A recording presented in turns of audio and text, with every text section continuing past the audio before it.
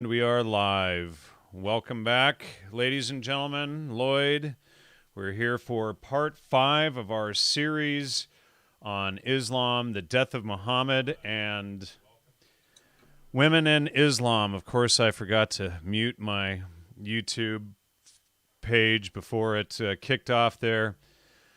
And let's see. Somebody's already being sarcastic in the notes there. So anyway, welcome. It looks like people are starting to jump on now. I hope we get a lot more coming in real fast here. So yeah, we've got a great show lined up today. And, I think I will go ahead and mention it, Lloyd. Lloyd and I were doing some research earlier today on the Talmud. And I think we're going to have a whole show worth just of material on that, and it's not going to be what most people suspect. There's the official version that's been going around for, well, since the 1890s. And then there's what we discovered today. Some of it's pretty amusing and interesting and rather humorous, but... we'll probably be doing another installment or two on Judaism and the Talmud after we do after we complete our series on Islam, which we have one more episode to go. And I wanted to mention thanks everybody for joining on this feed. Not very many people on so far. That looks like they're just now coming on, so. We appreciate any support for the show. Since the main channel is shut down, please support the show from logosmedia.com up on the top of the website, and I'll post that. And also please support Lloyd. And Lloyd, you want to give out your email address again so people can PayPal you? If you'd like to, thank you. Look, please support Jan. He's the one doing all the work and giving me the platform. My email is ldjong_pl@outlook.com. If you'd like to send me some support, thank you. Yeah, and please do, send him support. He had to flee South Africa, and he's living in Warsaw, Poland, and still, making his own businesses and making things work and doing this research for all of us. So, it's really helpful for everyone who supports the show. Thanks for the kind comment there, Kevin.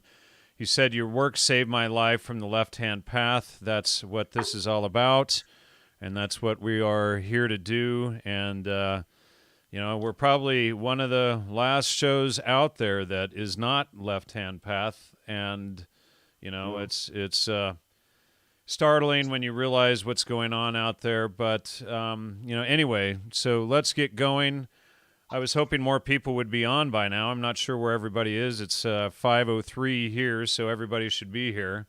And Andrew says, same here. So good job to both of you for figuring things out. Thanks to Lloyd for all of his research. And let's just dive in so we don't go too far overboard. Yeah, guys. So, so thank you all for those who are watching. A point I want to make before we begin, we have fair amount to get through tonight. I know that I'm using citations. I'm using extensive citations. I'm mentioning books. I'm mentioning chapters, verses, and so on. You do need to go and check these for yourself. Don't assume that what you're being told is factual simply because you know the source or you think you know the person saying it. Check these facts for yourself. Make sure the context is correct. Make sure that the content is accurate. The notes are accurate. Check for yourself. Understand? Because as Jan alluded to earlier, I went through a series of notes that was provided by someone who purported to be an authority quoting directly out of a source text. And I decided to go and check that source text in detail. And this was a book written about, as Jan was talking about, Judaism. I went and looked at every reference or some of the references they provided from the original source material from the Judaic books. And I would say my findings so far that 90% of those references, which are in common use and commonly found in public today, were false. 90%, I'd say. Would you agree with that, Jan? 90%? Yeah, and this is one thing a lot of people will write me and ask me my opinion on things often.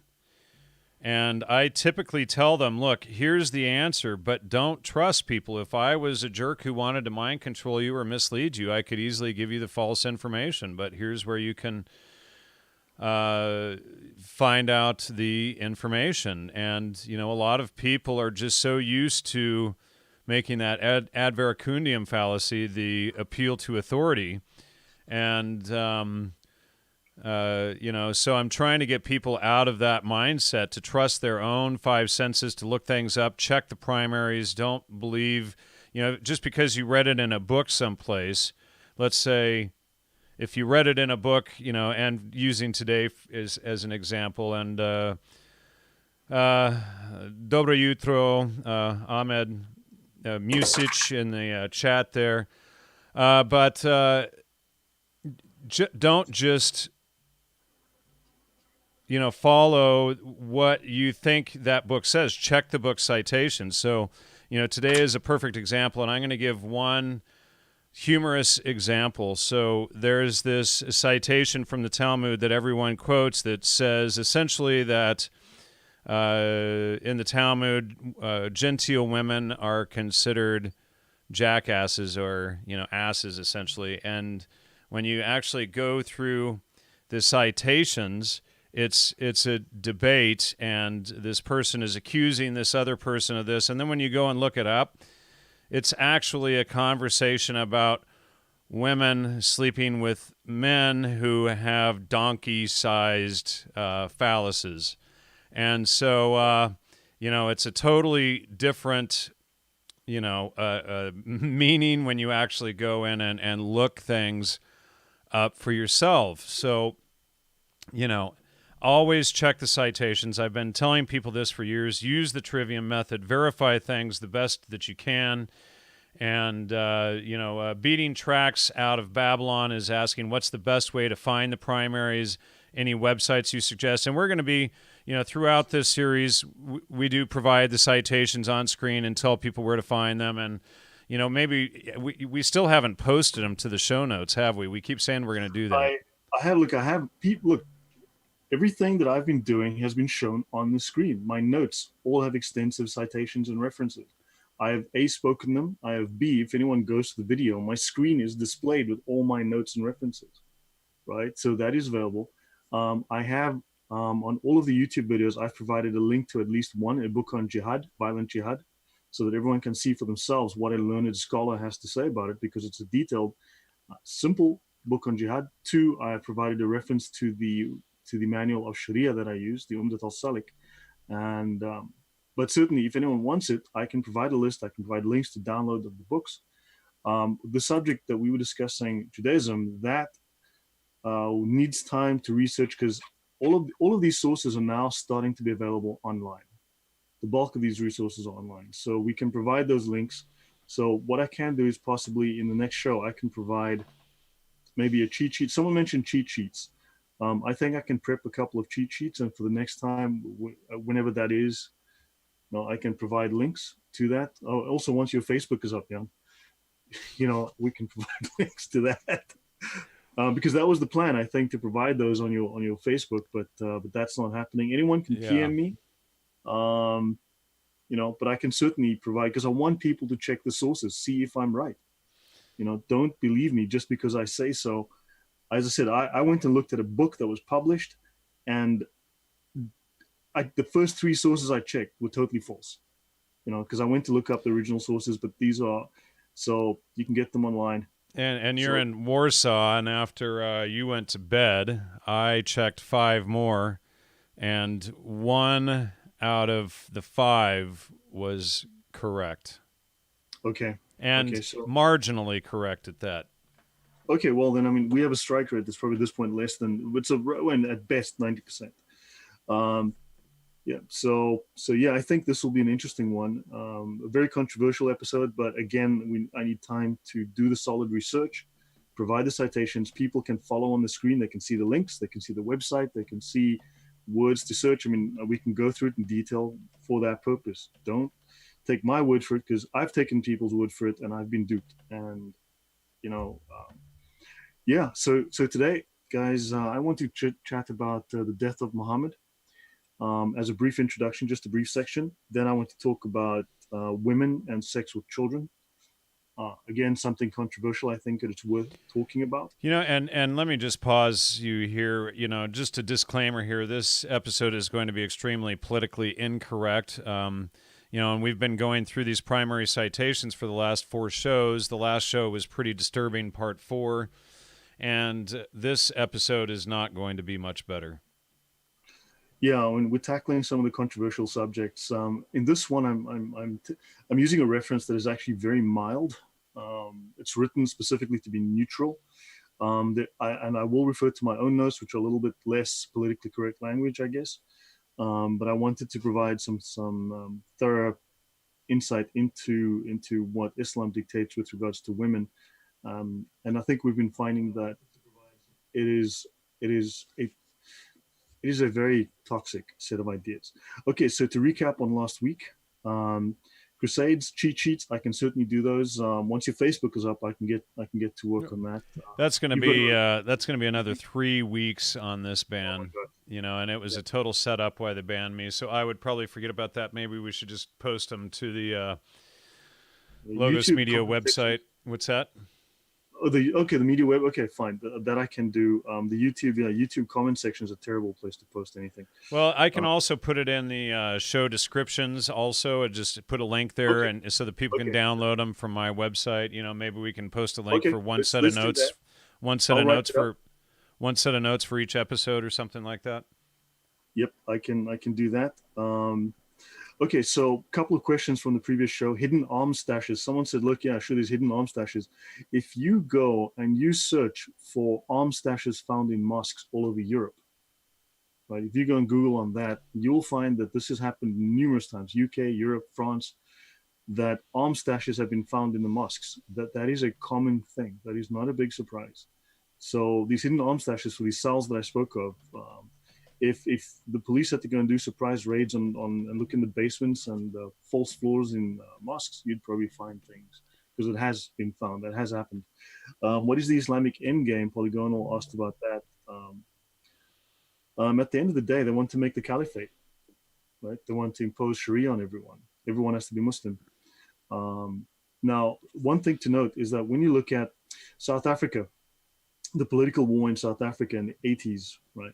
That was based on a strategy called the People's War, which was created by Mao Zedong. Right? The ANC's top echelon were all trained in this. Our previous president was trained as a KGB counterintelligence agency agent in Moscow. The balance were trained in Warsaw Pact countries, like Mandela was trained in Warsaw, here in Warsaw when it was a communist country. The rest were trained in Vietnam. And the People's War involves a portion of violence, and the bulk of it is propaganda, very cleverly spun use of propaganda, which is words, the war of narratives, the war of stories. I would say check your story, check the words, think about what you say, right? Start to verify, because that story is very, very powerful. It's like a cognitive shortcut. So a topic comes up, bang, your brain thinks the sentence because it's been drummed into you over time, right? And you don't think anymore about the details. You simply just blurt out the words because that's what you know. Right. So ponder that, and the violence is really just to move the ball along a little bit. It's the minor portion of it. Most of the Islamic jihad is stealth jihad. I'd say 95% of it is really just infiltration. Again, Saudi Arabia spends 3 times on promoting Islam than the Soviet Union spent at the height of its power. 3 times by Saudi Arabia alone. Never mind Qatar, Pakistan, Bahrain, the UAE, all the other countries. Okay, that money's going somewhere, and it's not about bombs going off. It is about infiltration into schools, churches, universities, think tanks, media companies. That money's going somewhere, and it's having an effect. Okay. Oh, by the way, Salahuddin, the name, I did say last week, Salah, prayer, and then Uddin, the faith. So, but the name is basically taken to mean righteousness of the faith. Salahuddin, literally the righteousness of the faith. Right, and so those other meanings, those 2 words are correct, but when you put them together, that's the interpretation that's given, righteousness. And also, with regards to Kara Mustafa attacking Vienna, once he was done with Vienna, he was going to attack Rome, because remember, they wandered into Europe on a casual basis. They had no resistance going from Turkey into Europe, going through a number of countries, ending up at Vienna. And once they finished in Vienna, they were going to Rome. And he had stated he was going to stable his horses at the Vatican.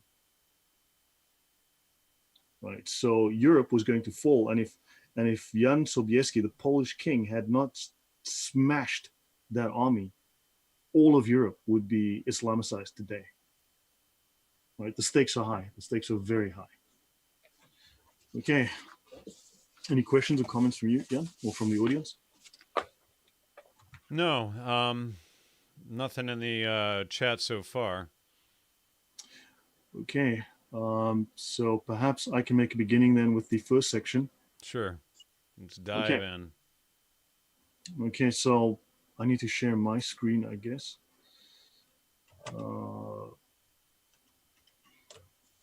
So where's my share screen? Okay, down on the bottom.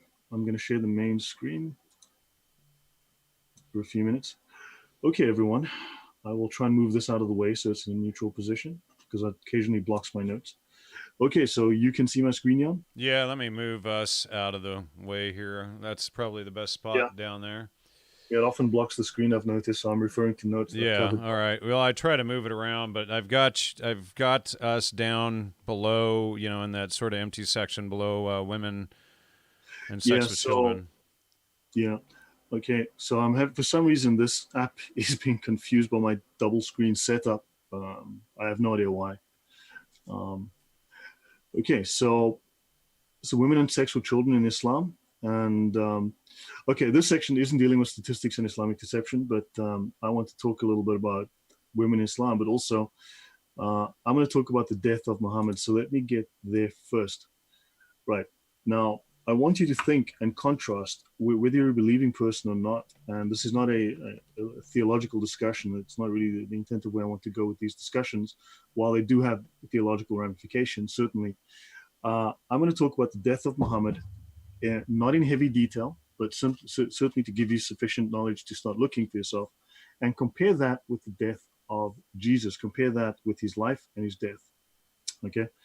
So I also want to talk a little bit about the lies of Muhammad and what the significance of those lies are, right? And how that led to his death, and contrast this with the life and death of Jesus. Simply, even if you take this from an academic point of view, just from a logical point of view, just look to compare the two stories. I'm going to quote from Tabari, page 109, called Muhammad at Mecca, from volume 6 of his history. It's called the History of Tabari, right? Tabari is I believe the first, if not the most famous. He is the first tafsir writer, and he wrote a number of books on the history of Muhammad and interpretation, and also books on the interpretation of the Quran. So this is called Satan Casts a False Revelation on the Messenger of God's Tongue. Okay, this is out of Tabari, right? So this is one of the most famous scholars in Islam. Satan casts a false revelation on the Messenger of God's tongue. Gabriel came to the Messenger of God, Allah in this case, and said, Muhammad, what have you done? You have recited to the people that which I did not bring to you from God, and you have said that which was not said to you. Hold on. I am missing something that I need to get to.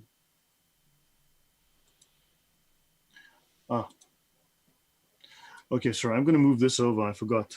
I need to show this. Let me start here. So we will be discussing, the bulk of this will be discussion on women. Can you see this, Jan? Yes. I'm going to enlarge that screen so everyone can see that. I will read this to you. This is from Ibn Ishaq, which is Muhammad's biography, his official Islamic biography. So this is the man who wrote his life, and it says, if you went home and found your husband's nose running with pus and blood, and you sucked it until it was cleaned, you still would not have fulfilled your husband's rights. And I have a quote there from the book. You can see it's pasted in the bottom. She said, by God, if you're the companion of God's apostle, you must know what rights a husband has over his wife. And he says, if you were to go back and find him with his nostrils running with pus and blood and sucked until you got rid of them, you would not have fulfilled your obligation. Right. Two slightly different translations, but they take it from two different books. But any comments with regards to that, Jan? No, I mean, what would no. feminists have to say about that? You I mean, everyone can see this on the screen. You can check this yourself. I can even bring up the book listing if you'd like. But this is Ibn Ishaq, section 957. These are it's not the page number, it's from the commentary on the right. On the margins of the pages, you'll find these sections, 957. Wow. Now, is that So, how people actually used to do that? They would suck. no, no, no. I don't Okay. believe they used to do that, but I will go into this. Okay, so let me actually bring that up.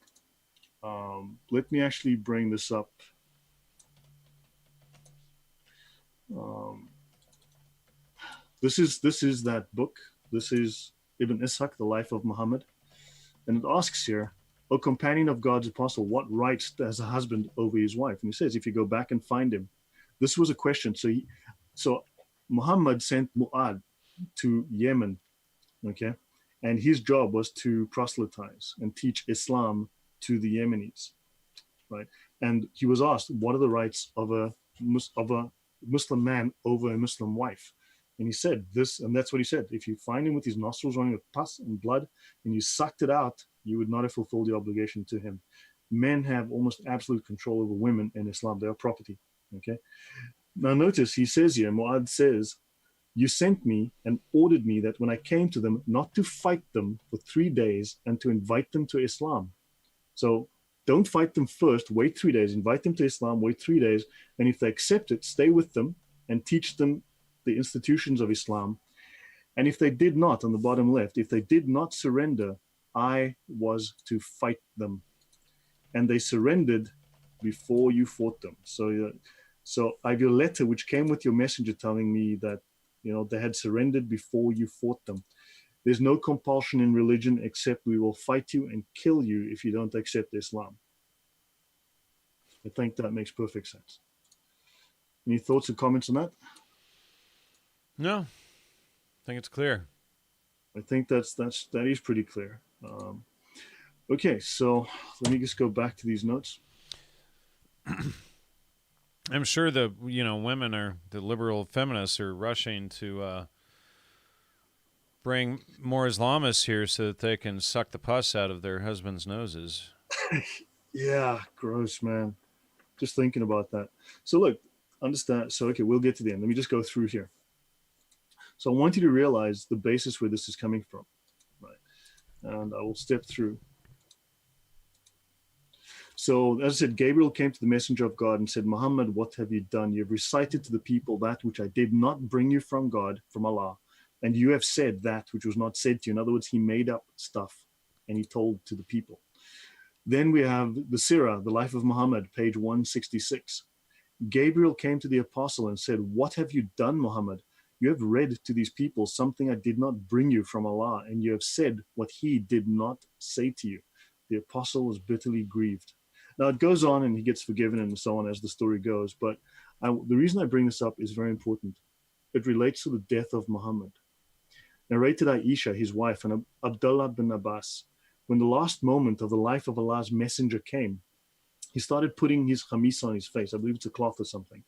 And when he felt hot and short of breath, he took it off his face. It's a face covering like a veil or something. And he said, may Allah curse the Jews and Christians, for they built places of worship at the graves of their prophet. So some of his final words, if not his final words, he said, may Allah curse the Jews and the Christians, for they built places of worship at the graves of their prophet. Sahih Bukhari, volume 1, book 8, Hadith 427. So some of Muhammad's final words were to curse Jews and Christians. Okay. Now, what's interesting is that we apparently have defiled God by building places of worship near the graves of our prophets. But if we go have a look, there's a mosque, a large mosque built at the site of his grave. I mean, so if I go here and so which is very, very interesting because that violates the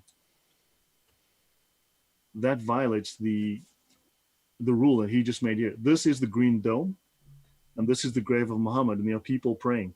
You can see this thing, the green dome and the Prophet's mosque. Look how huge this complex is. It's massive. So, yeah. So we are cursed because we built places of worship at the grave I of our think they call prophets. that hypocrisy. Yes, correct. I mean, that is something that one needs to think about.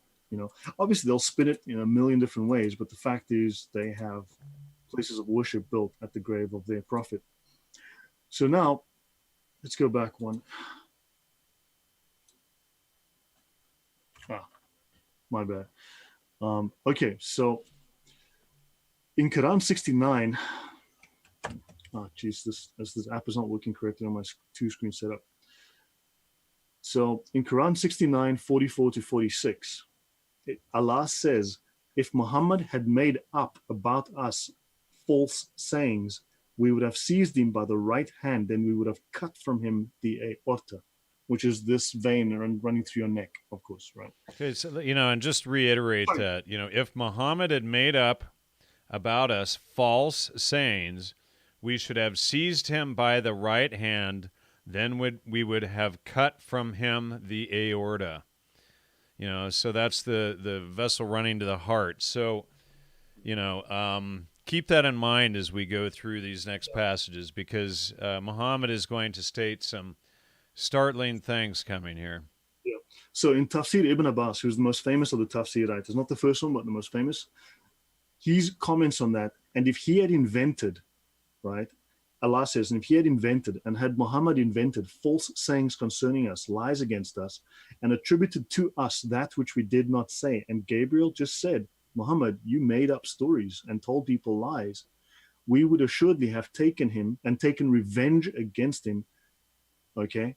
And we assuredly had vehemently taken him and then severed his life artery, the life artery of Muhammad. Right, so Tafsir Ibn Abbas repeats this. Now, there are multiple sources. I'm not going to go through all of them, but I'm just providing two sources, one from the Quran, so therefore you cannot say it's false, and one from Tafsir Ibn Abbas. Okay, so if Muhammad had lied about Allah, if Muhammad had made up false sayings from Allah and told them to people, Allah would sever his aorta. Then in Tafsir Jalalain, one of the three most famous of the tafsirs, and had he, the Prophet, fabricated lies against us by communicating from us that which we have not said, we would have exacted vengeance against him as punishment. We would assuredly have severed his life artery, the aorta of the heart. Okay, that's in Tafsir Jalalain. Now let's have a look. In Sahih Bukhari, a Jewess brought a poisoned cooked sheep for the Prophet, who ate from it. She was brought to the Prophet and was asked, shall we kill her? He said, no. Anas added, I continued to see the effect of the poison on the palate of the mouth of Allah's messenger. So Muhammad was killed by a Jew. Right, moving on. Sahih Bukhari 44:28. The Prophet, in his ailment of which he died, used to say, O Aisha, I still feel the pain caused by the food I ate at Khaybar. In fact, they call it khubr when I was there. And at this time, I feel as if my aorta is being cut from that poison. Dun, dun, dun. I feel as if my aorta is being cut from that poison. So this is quoting Muhammad.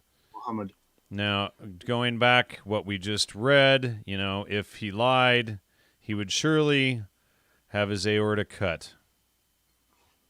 And those are the words of Allah, and these are the words of Muhammad. Now, you must understand what your Muslim friend, your friendly grocer, your colleague tells you is not Islamic.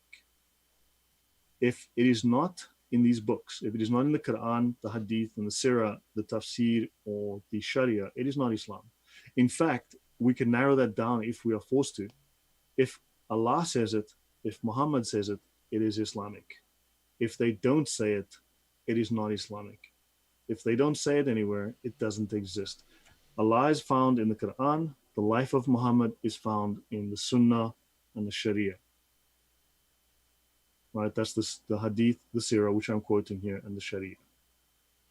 So you don't have to listen to your friends. You can simply get it straight from the mouth of Allah and Muhammad. So Muslims they love to create confusion, or there is often confusion that is created that says, well, Muhammad died this way, died that. Look, he says I was poisoned. Okay? A Jew killed me because he had slaughtered her family that day. They'd attacked her village. They'd slaughtered all the men, and he had given her to a friend of his as a wife, as a prize, as a sex slave, basically. And that man raped her that night. The next day or whatever, she cooked that meat for him and she poisoned it, and she was beheaded as punishment afterwards, right? His friend who ate the meal with him died from the poison. But now they will tell you Muhammad died this way. He says he was poisoned. I'm taking his word for it, not some random internet Muslim, not some random colleague at work who might know nothing. Okay, let's go on. Sunan Abu Dawud, also considered Sahih, which is sound, 4449. Bishir said to the Prophet during the sickness of which he died, "What do you think about your illness, Apostle of Allah?" And he said, "I do not think about the illness of my son except the poisoned sheep of which he had eaten with you at Khubr, at Khaybar, as they say." The Prophet said, because that his son died, the Prophet said, "And I do not think about my illness except that this is the time when it cut off my aorta." Muhammad says it again. Let's go on. Ibn Ishaq, page 516. When the apostle had rested, okay, the wife of Salam, Mishkam, so he basically forcibly married off, prepared him a roast lamb, having first inquired what joint he preferred. She put a lot of poison in it and poisoned the whole lamb. She brought it and placed it before him. He chewed a morsel of it, but did not swallow. Bishr al-Barab bin Mar'ir, who was with him, took some of it, but he swallowed it. The apostle spat it out, saying, "This bone tells me that it is poisoned." Then he called for the woman and she confessed. And when he asked her what had induced her to do this, she answered, "You know what you have done to my people." I said to myself, he's a king, okay, blah, blah, blah. Bishop died from what he had eaten, okay? So she was killed though. So again, poison. The messenger of God said during the illness from which he died, okay? Bishop, at this very moment, I feel my aorta being severed because of the food I ate with your son at Khaybar. His aorta is being severed. Now, I don't want to argue with Muhammad, the Prophet of Islam, nor do I want to argue with Allah. And I trust this, that those two people, Allah and Muhammad, outrank random internet Muslim. Aisha said, when the Prophet became sick and his condition became serious, he requested his wives to allow him to be treated in my house, and they allowed him. He came out leaning on two men while his feet were dragging on the ground. He died suffering. Right? So this is not the most comprehensive treatment you'll find of this. It is simply just that, just to give an introduction to what this is. Okay, moving on. So, final slide on this series, of this portion. Right and wrong, as we think of it in a moral sense, is not used within Islam. Instead, in Islam, the concept is what is permitted, in other words, halal, and what is forbidden, haram. There is no concept of right and wrong. If Muhammad did something, it is lawful and moral. If he didn't do it or didn't allow it, it is then haram. It is forbidden. It's as simple as that. If Muhammad did it, if we can show someone in the text that Muhammad did it, if he raped a sex slave, then hey, it is legal and moral to do so. What is permitted is what Muhammad did, and Muhammad's example is found in the Sunnah, the Sunnahs, the Hadith, the traditions, and the Sira, the biography of Muhammad. Any questions, Jan? Well, it just breaks down to, rather than like in Christianity, truth is God, or God is truth, and then Satan is the father of all lies, and then moral relativism is vomit. In contrast, in Islam, you have halal. What Muhammad did is correct, and what he didn't do is incorrect. So it's not based on truth or morality as Christianity is. It's based specifically on, on what Muhammad deemed, essentially. Yeah, it's what he did or didn't do, and if he did it or said it, then it's that is what is allowed. So understand. So therefore, you cannot just rely on the Quran. The Quran is only Muhammad's only mentioned 4 times in the Quran. Jesus is mentioned 93 times. Right, and it's from apocryphal and Gnostic texts more than Correct. Christian texts, and a lot and I've read a lot of the Gnostic texts, and a lot of them distort and are complicated sophistry.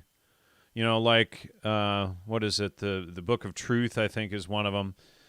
That might not be one of the more confusing ones, and I haven't read it for a while. But a lot of these Gnostic texts, they were considered heresy because of their confusion regarding truth. Because of the tactics of sophistry used. And when you read through those, some of them, not all of them, but a lot of some of these texts, you can see why they were considered heretical, and it's not just because they wanted to suppress the Gnostics. It's because it's about truth. Logos is about truth and coming to truth. So anything that takes away from that is considered heretical. Right. So I hope I've just that opening section, which I thought would be interesting for those of you listening and watching later, that you can see there are concerns. Muhammad gave revelations from Satan. These are called the satanic verses, and they're still, he was instructed by Allah to remove them from the Quran. They're still there in chapter 52 of the Quran. Muhammad did not remove the satanic verses from the Quran. He left them in defiance of Allah's wishes. So that, I just thought you should know that. Just for relevance, the Quran is only 14% of the Islamic trilogy, which is the Hadith and the Sira, the life of Muhammad and his traditions. So the Quran is a very small book, and the bulk of the life of Muhammad is found in these two books. So 86% of the life of Muhammad, or of the Islamic content, is taken from those two collections. The Quran is a very tiny text. And in fact, 86% of Islam is about Muhammad. It is all about Muhammad almost. Okay. So just bear that in mind. How do you base all of this on, this whole religion on Muhammad when Jesus is discussed so much more in the Quran? Those are questions. Those are valid questions. In fact, it's something. Well, once you look into that and you get into that, it's actually very, very interesting. That Jesus creates miracles in the Quran. Muhammad does not do any miracles. Muhammad says, "I'm not going to do any miracles." He doesn't do any miracles. And Jesus, there are numerous stories of Jesus doing miracles in the Quran, obviously taken from the infancy gospel of Thomas, but Jesus is of a virgin birth even in the Quran, and Muhammad is, so they follow a lot of the supposedly Christian traditions, but Jesus is clearly a lot more of a divine figure. But yet, at the end of the day, Jesus is inferior to Muhammad, and Muhammad is superior. Even in heaven, Jesus will be like in the second heaven, and Muhammad will be in the seventh. So, Yeah, I'm not sure about that. Yeah, I know. But look, I didn't want to get into all that. That gets into some theological stuff, and I didn't really want to get into that. We'll just avoid that. Excuse me. Besides, I'm not prepared for that discussion. But yeah, some of it is really fascinating once you get into it. But the death of Muhammad, it says a lot. Allah says, "I will take vengeance on you if you lie, and I will cut your aorta." Muhammad himself says, "My aorta has been cut." Right, and this woman took vengeance on him. She took vengeance on him for slaughtering her people, for killing her husband in front of her, and then raping, Muhammad, giving her to another man. So that looks like vengeance to me, So, okay, yeah. So that was the death of Muhammad, and he died cursing the Jews and the Christians. Okay, so Islam, women in Islam. Now I will go through these notes. I'll run through these, and then I will run through my own notes. Actually, let me have a look and see if there is. Okay, so some of the things we will cover is women, marriage, sex, beating the wife, Muhammad's wives, jealousy in Islam, Muhammad's family life, and sexual slavery. Okay, so we will go through some of those things. I don't want to do an in-depth treatment here, but I want to show you that these exist, and so that you can also go and do some of your own research. Then I will go through some of my own collected notes. This one tries to take a very clinical approach, so it's a little less inflammatory as I would typically be, but it's well worth going through. It's well ordered. So a woman's highest achievement in Islam is motherhood. That's the highest she can strive for. Hence, if you look at the Middle East, if you look at those countries, you've got the highest amount of oppression of women. You've got the least productivity from women. And also you have women are just seen there as a device to pop out babies. That's a very common refrain when you go to the Middle East. Okay, the only time when men and women are equal in Islam is on Judgment Day. They will be judged equally on Judgment Day. The veil and the clothing that they use, like the niqab, the hijab, and all those things, are compulsory. They are not optional. Muhammad's wives were all veiled. The whole point of Islam is to imitate Muhammad, to be like Muhammad, to copy Muhammad. It is not cultural. It is not optional. It is compulsory. In Iran, you can be arrested for not wearing a veil. You can be killed in places. There are places even, that you don't do that, you will suffer punishment. Okay, a woman's behavior during her menstrual cycle must be controlled by men because she's considered unclean. Most of the people in hell, according to Muhammad, are women. According to Muhammad, women are less intelligent than men. I don't know where the feminists are on this, but we'll get there. Women have half of the legal standing of a man. Their testimony is worth half that of a man. And not only that, they inherit less than a man. Well, here in the United States, it's exactly the opposite. The women have all the rights and the men have none. Yeah, well, yeah, I know. What can I do about that? It is an insult to say that Allah has daughters, because having sons is a proud thing in Islam, but having daughters is a little frustrating. The old pagans used to kill their daughters, used to bury them under the sand, whereas, they wanted sons. And also, Islam forbids killing female children. Well, to a point. This is not 100% accurate in the sense that, this is accurate, but don't forget, honor killing is allowed in Islam. Right? Grandparents or parents are allowed to kill children who bring dishonor on the family.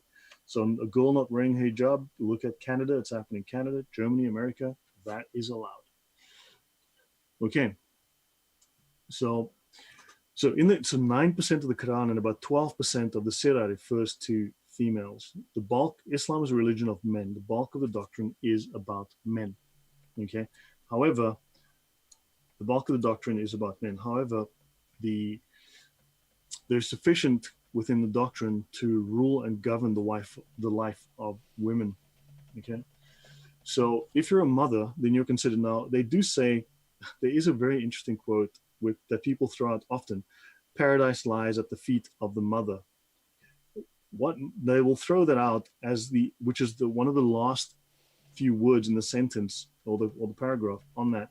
That comes from Sunan an-Nisa, which is also a Hadith collection, and that refers to Ali, who wanted to go fight in jihad, and the only time you can get a reprieve from going to kill in jihad or die in jihad in the way of Allah to spread Islam is if you have a mother and a father and you're, let's say, the only son, and you need to go home and take care of them because they might not manage without you. So when they say paradise lies at the feet of the mother, Muhammad said that, but he also said, well, let's not go and slaughter the pagans and the Christians and the Jews. Stay at home with your parents, look after them. You will be deemed as righteous and also gain paradise for that. So it doesn't mean what we think it means. So note that, look that up. It's Sunan an-Nisa. I don't have the reference with me immediately, but that is where that comes from. Okay. So women will be rewarded by their actions, because basically your reward is based on your intent. Okay, but now you're rewarded by your actions. It's not grace that will save you. Paradise isn't from grace. Paradise is from following the rules to the letter, right? So you command what is just and forbid what is evil, right? You observe regular prayer, you contribute to charity, and you obey Allah and His Messenger. And His Messenger says, obey your husband, right? So Allah is mighty and wise, and for both men and women, they will receive reward in paradise. So the veil, so we have the burqa, we have the purda, the hijab, that they're all methods of hiding and secluding women. It is deemed that women have to cover themselves so that they're seen and not molested. Okay, that is within the scriptures. They are seen and not molested, because it is deemed that men are not responsible for their actions if they molest women. Women have to hide themselves so that they do not. And this is why rape is rampant in Europe when Yes. Islamists come up from Syria, etc. Because it's not the fault of a man if a woman is uncovered. It is not his fault. She was supposed to be covered up. This goes again, it's so important when you follow natural law and truth versus lies in Christianity in juxtaposition to Islam. It's just such a stark contrast, and this is why we see such rampant apostasy from Islam into Christianity when they realize what it's really about, and the stark contrast between the two. The issue Yeah. is in a lot of Islamic countries, they're not allowed to study Christianity and what it's really about. So, and there's that show David Wood on YouTube, and he's that's what his show is really dedicated to, is helping Islamists come across. That's kind of the main focus of his ministry. Yeah, I think if there were more concerted effort to do Christian outreach within the Islamic countries where it was possible, there you would see a lot of conversion. For instance, I've seen credible reports in previously ISIS-held areas. Lots of Muslims are converting to Christianity because they've seen the atrocities that Islam causes when the Sharia is in full effect. Because ISIS was following the example of Muhammad to the letter. So Muhammad's wives were all veiled, right?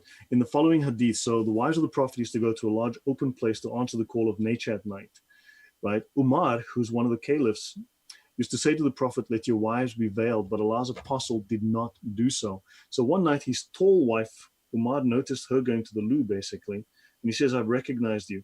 And he said, okay, so Umar, one of Muhammad's friends and his apostle, and who became a caliph, said that he desired that the women might be veiled.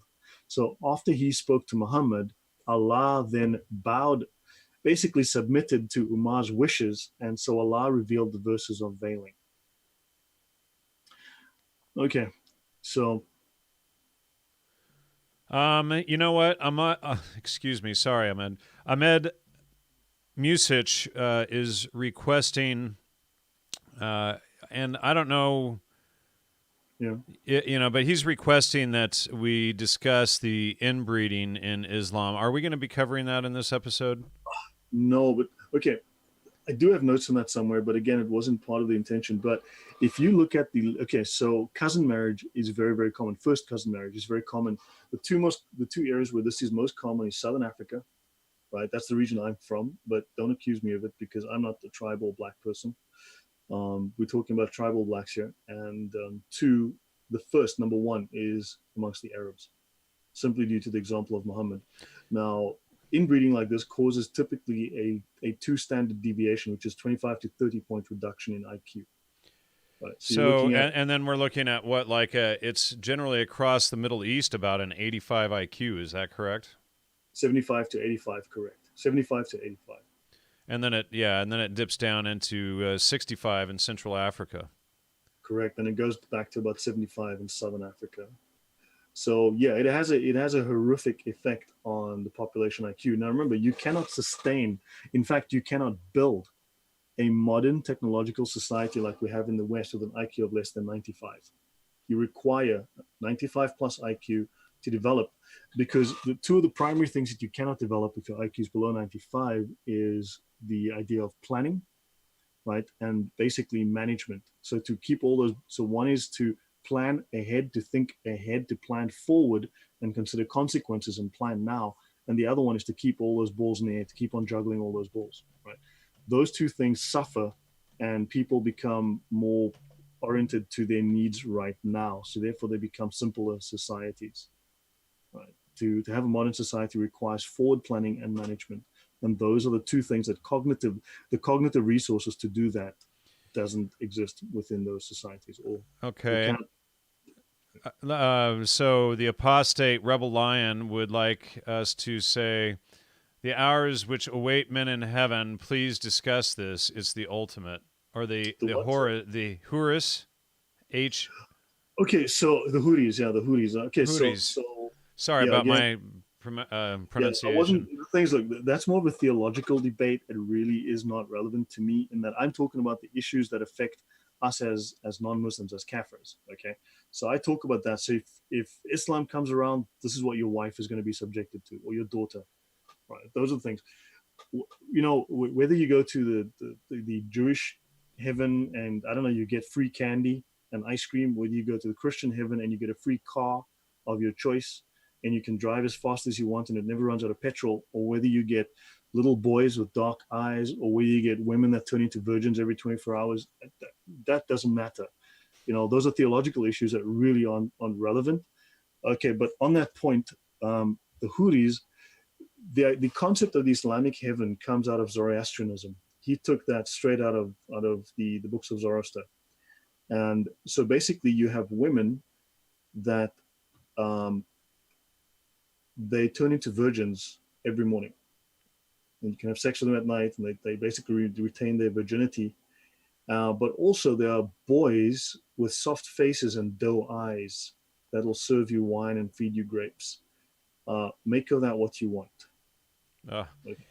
Yeah, I keep forgetting we still have to go into that part of this conversation. My goodness. Yeah. Oh, boy, here we go. That's a theological discussion. I'm trying to stay away from theology. I'm trying to stick with politics. Right. Well, yeah. And and I know we still have some of the other issues with children coming up here. So brace yourselves, folks.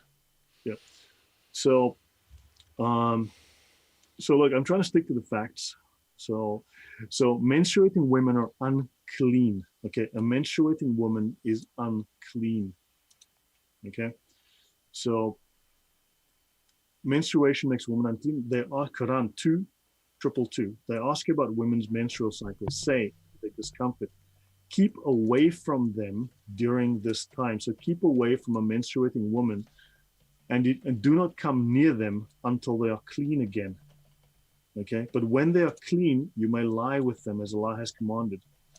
So Allah loves those who turn to Him and seek cleanliness. But a woman can annul your prayers. A woman will make you unclean. So this is how women are seen in Islam. So that from the time that a girl has her menses, she then has to cover up. She's eligible for marriage, okay, and sex. And so this is an issue. So this is how women are viewed. Women are seen as unclean in Islam, and this is theological. This is for all time. This is very different to the Western concept. Okay, it is the nature of females that most of those in hell will be women. These are the references. Sahih Bukhari, book 1, chapter 4, Hadith 184, book 12, 712, 18, 154. There's about 15 to 20 references here, all taken from Bukhari, from the most authentic Hadith tradition. Right, so many of these are duplicated across a bunch of places. Okay, I saw paradise and it stretched my hand. I stretched my hands towards a bunch of fruit, and had I taken it, you'd have eaten it from as long as this world remains. I saw hellfire, and I've never seen such a terrible sight. And I saw that the majority of the inhabitants were women. Okay, I saw the hellfire, and the majority of the inhabitants were women. Wait a second. Why was Muhammad in hell again? This was a vision that he had. I'm just, the irony of Muhammad saying what hell is like, And then he replied, they are ungrateful to their husbands and to good deeds. He says women are ungrateful. Even if you are good to one of them all your life, whenever she sees some harshness from you, she will say, I've never seen any good from you. And then he sees a woman in hell being clawed by a cat. Okay, she'd imprisoned the cat. She'd neither fed it nor allowed it to seek its own food, and the cat starved. And she was being clawed as punishment in hell by the cat. Okay, so he does say the majority of the women in hell, the majority of the population of hell is women. So after offering a prayer, Muhammad said to the women, "O women, give alms. I have seen that the majority of the dwellers of hell were women. The majority of the dwellers of hell were women. Why is it so, Allah's apostle?" He replied, "You curse frequently and are ungrateful to your husbands. I have not seen anyone more deficient in intelligence and religion than you." Right? Remember, this is eternal for all time. The women asked Allah's apostle, "What is deficient in our intelligence and religion?" He replied, "Is not the evidence of two women equal to the witness of one man?" You need two women to equal the witness in court, in Islamic courts, of one man. They agreed this was so. He said, "This is the deficiency in her intelligence. Isn't it true that a woman can neither pray nor fast during her periods?" They replied, "This was so." He says, "This is the deficiency in her religion." So women can A, they cannot be as righteous as men, and B, they are less intelligent than men, and C, their witness testimony is only worth half that of a man. So when you go into court as a woman and you want to accuse a man, your witness testimony is only worth half that of his. Any comments? Well, that explains why the feminists are promoting Islam so, heavily lately. Sarcasm. Yeah, I know. So a woman should not engage in optional fast without her husband's permission if he is at home. In other words, women have to seek permission from their husbands to engage in certain religious activities. So the husband controls that. That is not a free choice. Now, let me just interject there. Rebel Lion says, not allowed to pray or enter the mosque either when menstruating. Yeah, I'm not going through every last reference, but yes, that is true. That is correct. So I'm providing enough evidence for you guys to have a look and investigate for yourselves as well. Don't assume everything I say is correct. Don't assume that I'm right. And again, don't assume anyone's right. Look these up for yourself. Educate yourself, right? I could spin a narrative and only mention the negatives, but the reason I said that if Muhammad did it, it is therefore the rule for all time. If Muhammad did it or said it, it is valid for all time, for eternity. It can never be contradicted. That's why I mentioned that fact. If Muhammad did it once, it is therefore legal and moral for Muslims for all time. Okay? So Muhammad said, if at all there is a bad omen, it is in the horse, the woman, and the house. So women are an affliction. He said, I have not left any affliction after me more harmful to men than women. So women are an affliction to men. Women are a burden to men, he says. And also he says, women cannot help their flaws, so you have to be nice to them. He says, treat women nicely. She's created from a rib, and she's much like one. If you try to straighten a rib, it will break. So take care of the women. So he takes that one passage from the Old Testament, and then, it's like when you get into Ephesians and Corinthians, it lays out exactly how you're supposed to treat women, and you're supposed to treat your wife like yourself, because no man would hate himself, so therefore he has to love his wife unto himself, right? Right. And so, this is...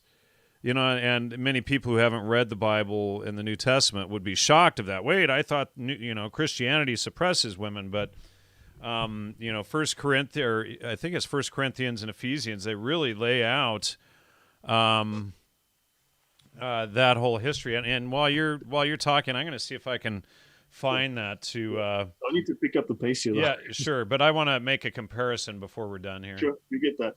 So a woman, a donkey, or a dog can nullify your prayers. So when a prayer is, okay, Aisha said, do you make us women equal? This is his favorite wife. She was the 9-year-old that he had sex with. Aisha said, do you make us women equal to dogs and donkeys? Right? Because a prayer is annulled if the praying ones are passed by a dog, a donkey, or a woman. So if a man is praying and a dog, donkey, or woman walks past him, those prayers are annulled. Allah does not hear them. And Aisha says, are you making us equal to dogs and donkeys? So he used to pray. She used to slip out of bed until she stopped feeling guilty about it. He used to pray at the foot of the bed, and she would get out of bed and walk away until she... Okay, female leadership will lead to political failure. This also is in the Sharia. So it has become Islamic law for all time. A nation that makes a woman their ruler will never succeed. That is now officially in the Sharia. I read it in one of the previous chapters. When I spoke about, in fact, the first episode we did, I actually brought that up and I showed the Sharia reference. Okay. So the longest verse in the Quran is about contract law. Okay. He was a businessman. So the general principle in Islamic law is that it takes 2 women to equal 1 man. Okay. Therefore, call 2 men in to witness this. But if 2 men cannot be found, call 1 man and 2 women whom you see fit to be witnesses. Therefore, if either woman makes an error, the other can correct her. Okay, so you need 1 man or 2 women. Otherwise, so 2 men or 1 man and 2 women, because the women are deficient in intelligence, and therefore the one can correct the other. Right? And this has again become part of Islamic law. In this verse about estates, you have another application of the principle that a woman is half of a man. A male, now this is inheritance, a male should receive a share equal to that of 2 females. You die, your son gets double the inheritance of your daughter. And if there are more than two females, they should receive 2/3 of what the deceased has left. If there's only one female, she will inherit half. Now, what's interesting is if you look at the inheritance laws within Islam, okay, and it goes on. I mean, there's more to it, but fine. If you look at the inheritance laws in Islam and you work out the average of the fractions, they don't add up to 100%. Right? If you have, depending on the family composition, you have like one son, two daughters, two sons, and a daughter. The inheritance goes up to 107% with one combination, and it's less than 90% in another. So depending on how you work out the maths. So basically what this tells us is Allah cannot do basic mathematics. Let me just read some of these for stark contrast for those of you who think that, for the feminists who may listen to this and think that the Bible is so suppressive. So, and here's the most quote-unquote suppressive part. Wives, submit yourselves unto your husbands as to the Lord, for the husband is the head of his wife, as the Messiah is the head of the church. It is he who is the Savior of the body. Indeed, just as the church is submissive to the Messiah, so wives must be submissive to their husbands in everything. Husbands, love your wives as the Messiah loved the church and gave himself for it, so that he might make it holy by cleansing it and washing it with water for the word, and might be present the church to himself in all its glory, without spot or wrinkle or anything of the kind, but holy, without fault. In the same way, husbands must love their wives as they love their own bodies. A man who loves his wife loves himself, for no one has ever hated his own body, but nourishes and tenderly cares for it, as the Messiah does the church. For we are parts of his body, of his flesh, and of his bones. And there's a whole reason for that, but there's also a section where husbands have to submit unto their wives as well. And let me see. And then, let's see. And then Colossians, and that was Ephesians 5:25 forward. And then Colossians, husbands, love your wives, and do not be harsh with them. Peter, this is 1 Peter 3. Likewise, husbands, live with your wives in an understanding way, showing honor to the woman as the weaker vessel, since they are the heirs with you of the grace of life, so that your prayers may not be hindered. And that, so this is a very, very stark contrast. But I just wanted to cover a few of those. I think it's worth it. I mean, you have you have an element of grace there, whereas here you have a rule for eternity that women are deficient. Correct. And I'm going to see if I can find some of these others, because I think some of them are very important for they're people. They're worth contrasting. If you look at culturally, even they're very. So Quran 1657, the Meccans considered daughters to be the angels of Allah. If they received news, okay, so now it says in Quran 1657, if they receive news that they have a daughter, their face darkens and they're filled with anguish, because they became a culture of wanting sons. Okay, they wish for sons, and they say that Allah has daughters. So, sorry, let me read the whole thing. Glory be to him. They wish for sons, and they say that Allah has daughters. The Meccans considered the angels to be daughters of Allah. So all of the angels are considered daughters. If they receive news, the Meccans, if they receive news that they have a daughter, their face darkens and they're filled with anguish. They hide from the people in shame. So daughters are an object of shame. Should they keep the child in shame or simply bury it? What an evil choice they make for themselves. Either bury the daughter alive or hide in shame that it's a daughter and not a son. So when they talk about Allah was a feminist and he gave women rights, yes, he gave them rights, like the rights to be beaten, the rights to not be allowed to leave the house, and various other things. So he gave them rights, but not very nice ones. Okay, and when it says he put women first, yeah, sure. If you want to look at it that way, as in he allowed them not to be buried when they were born, which they were before, but but then we'll go on and see how he treats them. So has your Lord honored you by giving you sons while he has taken for himself daughters? So in other words, if male sons are honored within an Arab culture, right, within Islamic culture, why would you insult Allah by saying that he has taken for himself daughters? Truly, you say a dreadful thing. So it's saying that Allah has daughters is actually an insult. Allah sees daughters as an insult. That again, culturally, what is that? What effect does that have long term? So Islam claims they've greatly improved women's rights. Okay, this is a very limited improvement. So you can see also the kind of cultural ideas that have been spread and legal ideas that have been spread about women within Islam. Now think about this. Muhammad married a woman called Khadija, his first wife. He was 25, she was 40. She was a wealthy woman. Her husband had died. She was a trader. She was a merchant. She was the wealthiest woman, as far as I know, in the city. And she married Muhammad. He worked for her. Now, she was an independent woman. She was wealthy. She ran her own business. She owned slaves. She owned property. She proposed marriage to Muhammad. Okay?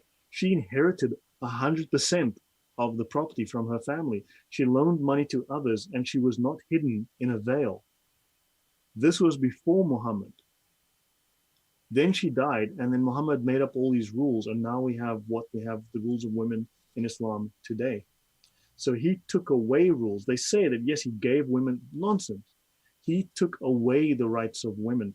Yes, there was the idea in the culture that women were shamed, but here's another thing. Prior to Muhammad's time, men had up to 20 wives. So if they were burying and killing all the daughters, how did you have 20 wives in that culture? So one of the ways that Islam claims they've improved the status of women is to prevent the burying of daughters. Okay, so it does mention here the burying of one's little daughters alive. That certainly did happen. Okay, and he did forbid that. Okay, that was forbidden. Okay, so moving on. So those are just questions to think about. Muhammad's wife was an independent woman, wealthy, and 100% inheritance. Under Muhammad, she would now only get 50%. She wasn't worthy of more than that. She has no independence. She's the property of her husband. So a woman has many regulations as to whom she can marry. Now, a man can marry 4 wives. A woman, well, no such luck. The woman receives a dowry. The main element a woman brings to the marriage is sex, her vagina, very bluntly.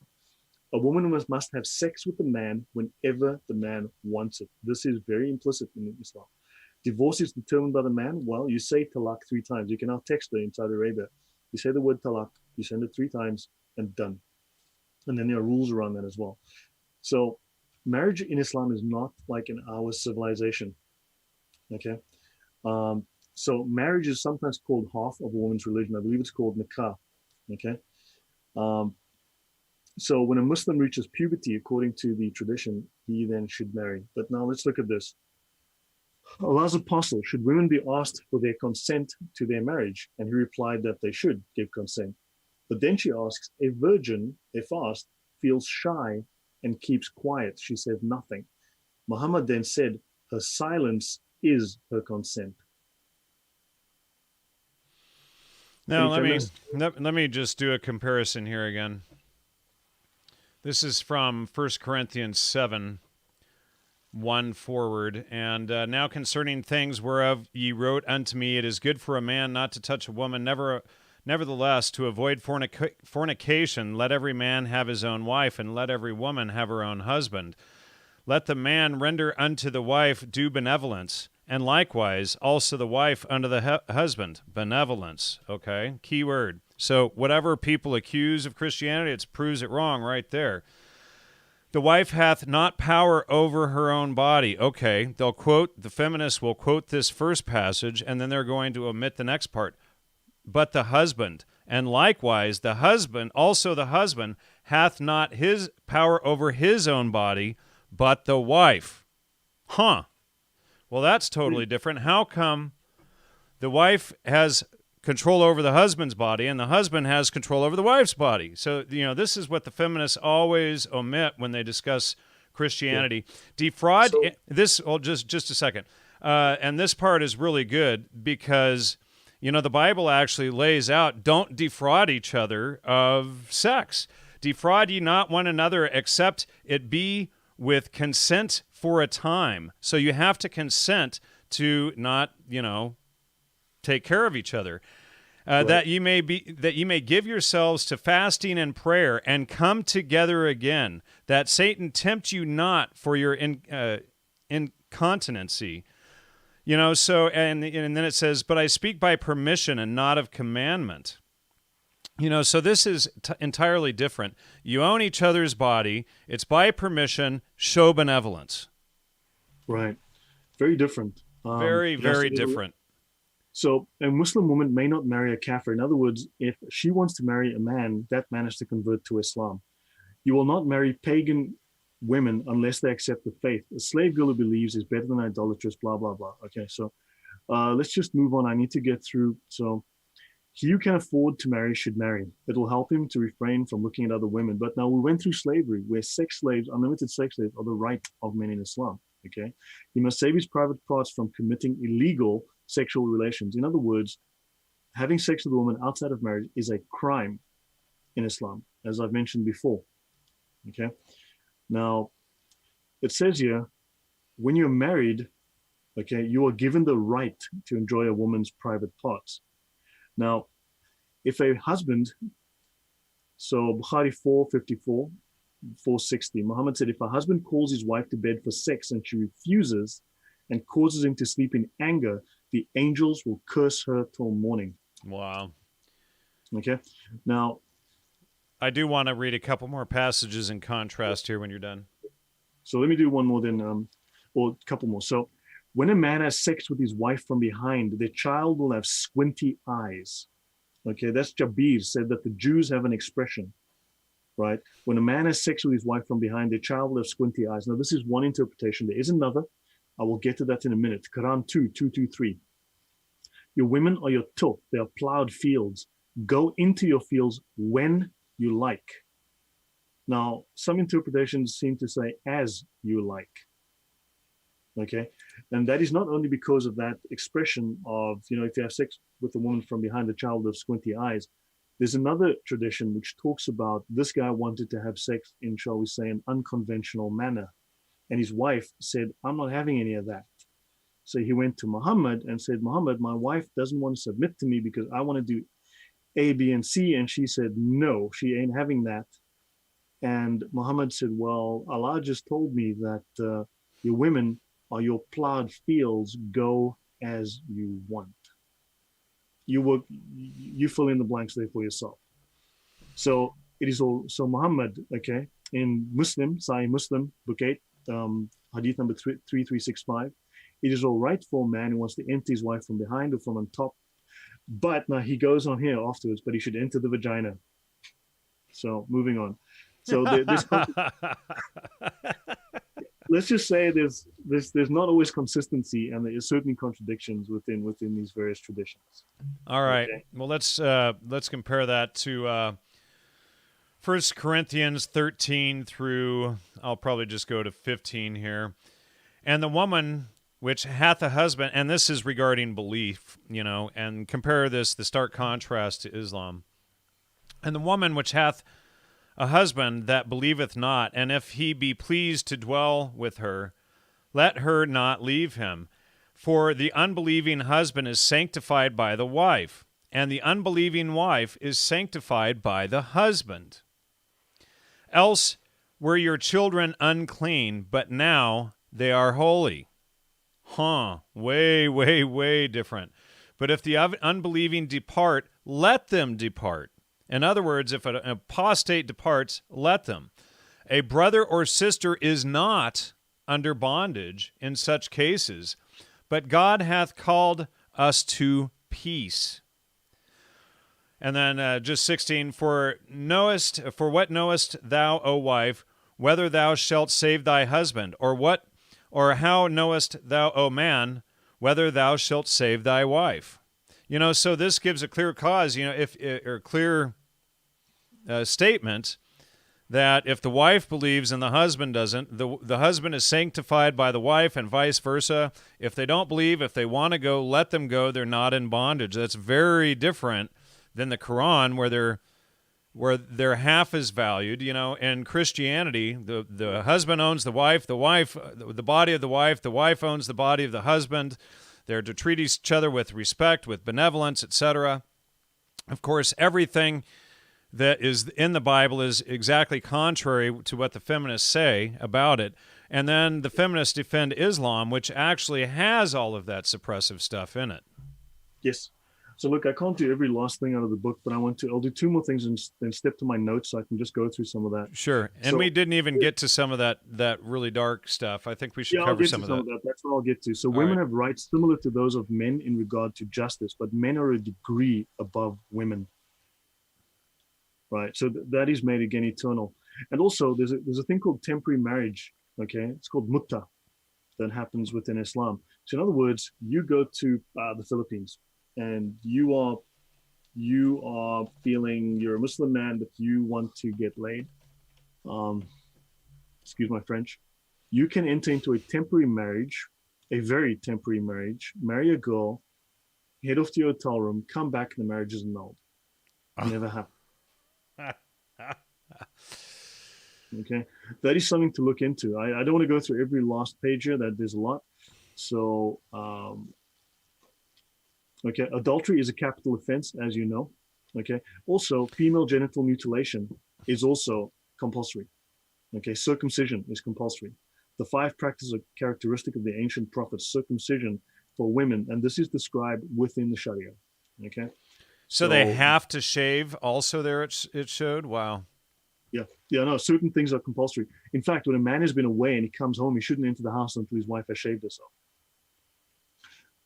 So these are things. So homosexuality between women is treated as more seriously than that between men. And don't forget, this is punishable by death. Okay, so now I will go through my notes. I want to get into some of, okay. So the Prophet said, and I'll go back to, a woman will not be asked, the Prophet said, a man will not be asked why he beat his wife. Sunan Abu Dawud, Hadith number 2147, or Book 11, Hadith 2142. So a man will not be asked why he beat his wife. In the Sharia, section O, book 24, section O25.3 D, a people that leaves its leadership to a woman will never succeed. That's in the Sharia. Okay, so it is obligatory for a woman to cover herself. So let me go through some of the relevant portions here. So narrated Aisha. Now Aisha was Muhammad's wife. He married her at 6. He slept with her at 9. But prior to that, he used to thigh her. In other words, Muhammad would take his erect penis, and he would have sex with her between her thighs. He would rub it against her body, against her thighs, and not only that, apparently, according to the traditions, and I haven't looked into this, but I was told I need to double check that this involved oral sex. Now, there are mentions that he used to ejaculate over her as a child. What's the youngest somebody in Islam can do this to a baby girl? In Shia Islam, they make it fairly explicit. In fact, I will find that. In Shia Islam, they make it fairly explicit. This could happen as young as a child, a baby child. Like 3 months, a month? Yes. And so they could basically masturbate and rub themselves all over an infant girl. Hold on. Let me, okay, so this section is called deriving sexual pleasure from infants. Now, this is explicit within Shia Islam. Okay, but here's the scholar that notes, if we condemn the Shiites for these hideously immoral laws, and it turns out that they are permissible in our faith as well, which is in Sunni Islam, then obviously they cannot be immoral since our religion allows them. Now notice, Shia Islam is Shiat Ali, the party of Ali, Muhammad's adopted son, who became the 3rd caliph, and then they broke away to form the Shias. Sunni Islam means the Sunnah of Muhammad. They said that anyone can become the caliph as long as they follow the prophet, right? So notice, so these are some of the ayatollahs. I'll mention this to you here. In Tahrir al-Wasila, volume 2, page 343, issue number 12. This is issued by the ayatollahs, okay, in Iran, the highest, literally the highest, the Pope of Islam, basically, in Shia Islam. It is not permissible to have sexual intercourse with one's wife before she reaches 9 years of age, okay? But he says, be it nikah, permanent marriage, or mutta, temporary marriage, in other words, prostitution. As for all other pleasures, such as lustful touch, embracing, and thighing, i.e. rubbing your penis between the thighs, there is no problem, even if she is a suckling baby.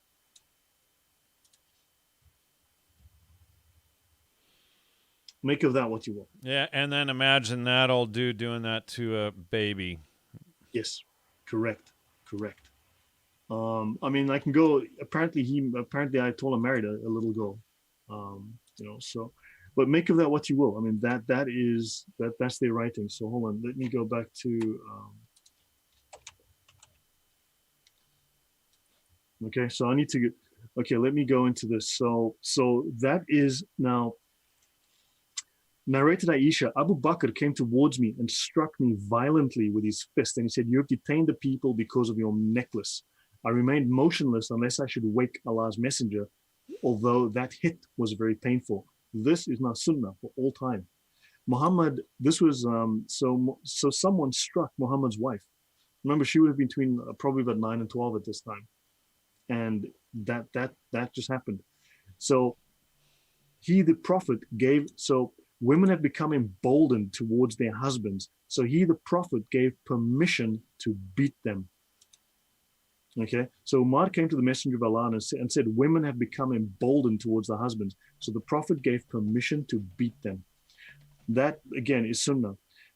Allah. So Aisha says here, he struck me on the chest, which caused me pain.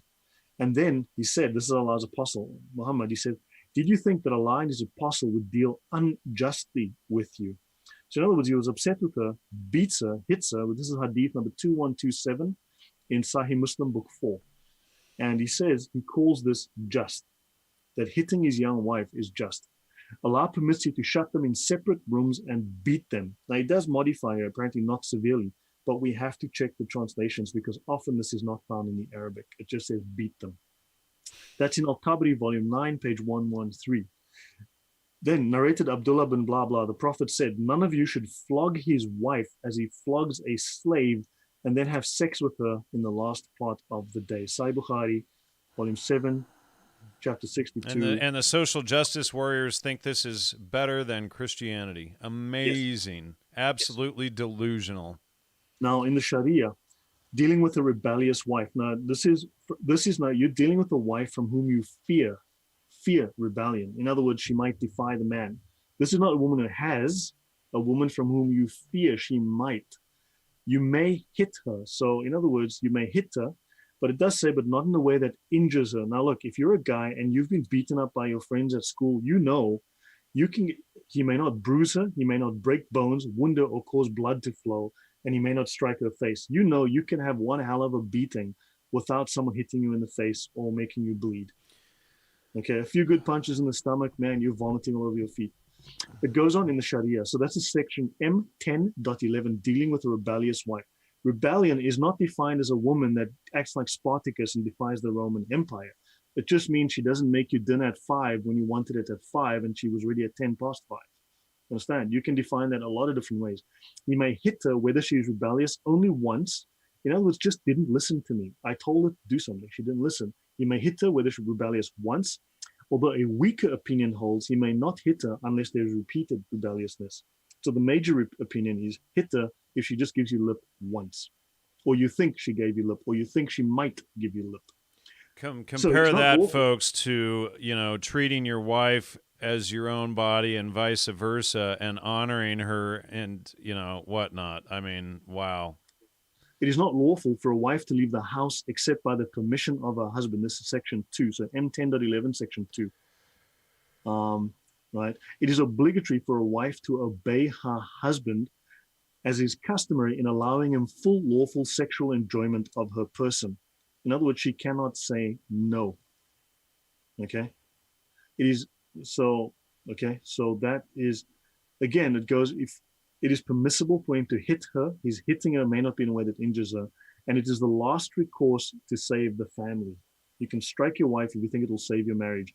In other words, the beatings will continue until the morale improves. You tell me how well that works.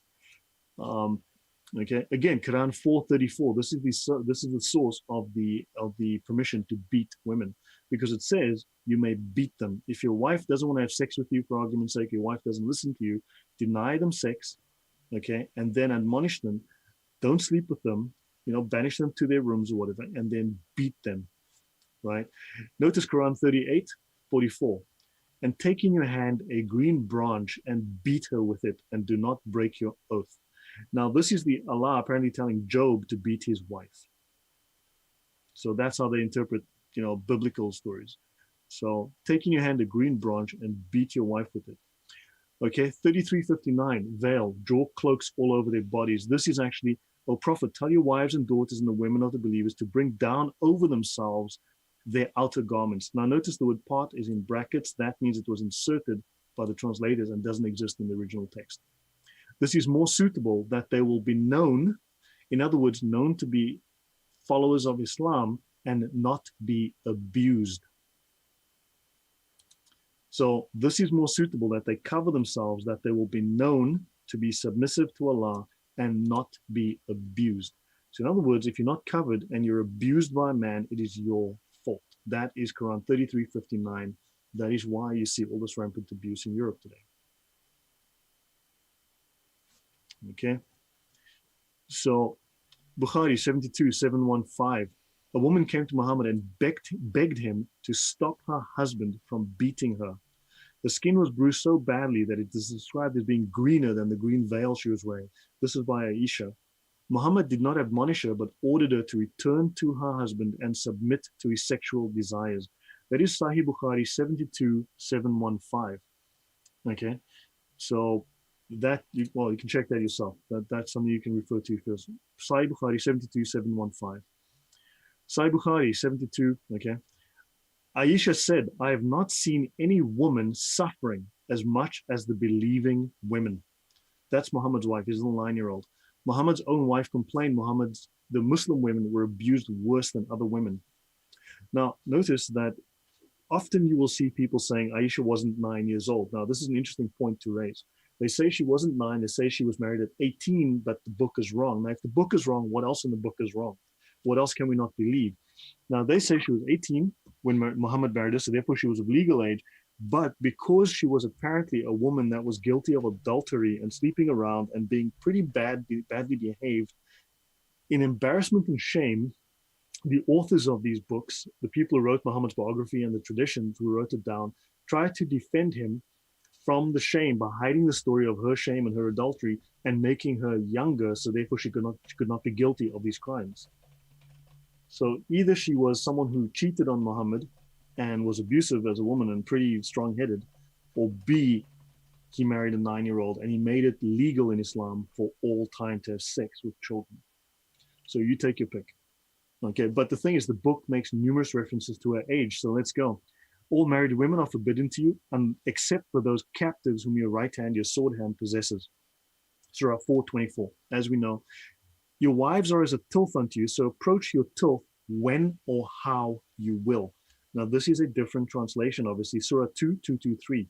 So notice the different translation. Look at this now, adds, you can approach your wife when or how you will. You decide what how means, okay? So we know about that. So let's go. Prayers annulled by a dog, a donkey, or a woman if they pass in front of praying people. I said, you have made us women dogs. That's Muhammad's wife. You have made us women dogs.